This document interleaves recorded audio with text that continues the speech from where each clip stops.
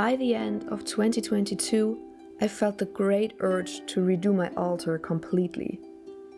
I felt like it just didn't reflect my practice anymore. I held on to things that I had learned when I first started out as a Wiccan, like keeping representations of the 4 elements on your altar. So things you would find on mine were a chalice, a random rock, and a candle that I never used.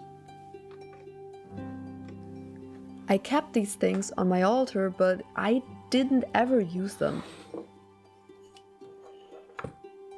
So I decided to get rid of what I felt like my altar should look like, and instead I started making it my own. I wanted it to really feel like an inviting space that reflects me and my practice.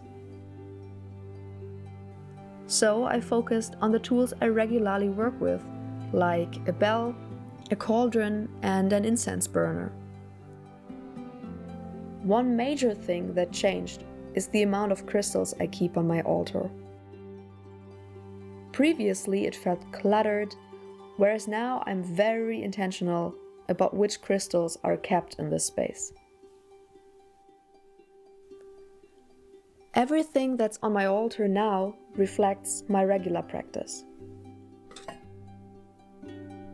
Lots of incense, intention oils, my favorite herbs, my cauldron, lots of candles, and my divination tools.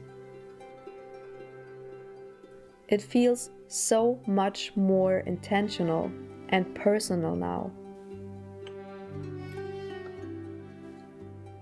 The thing is, once you turn your back on a specific tradition that comes with rules for an altar setup, you're both free to do whatever you like, but also burdened with the task to create a space that feels good and works well for you.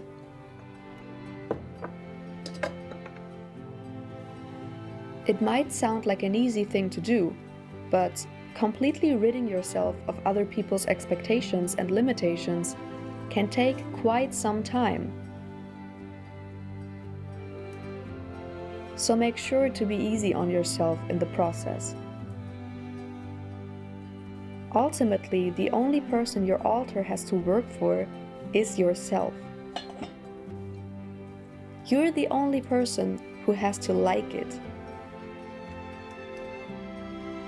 So even if the only thing you're working with are divination tools, don't feel forced to buy all of these fancy decor pieces and tools just because you see them on everyone else's altars.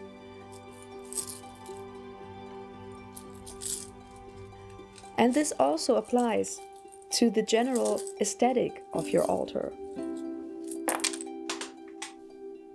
If you are really into bright colors, pinks and purples, then don't feel like you have to keep your altar in all neutral colors and include furs and bones and things that are usually perceived as typically witchy.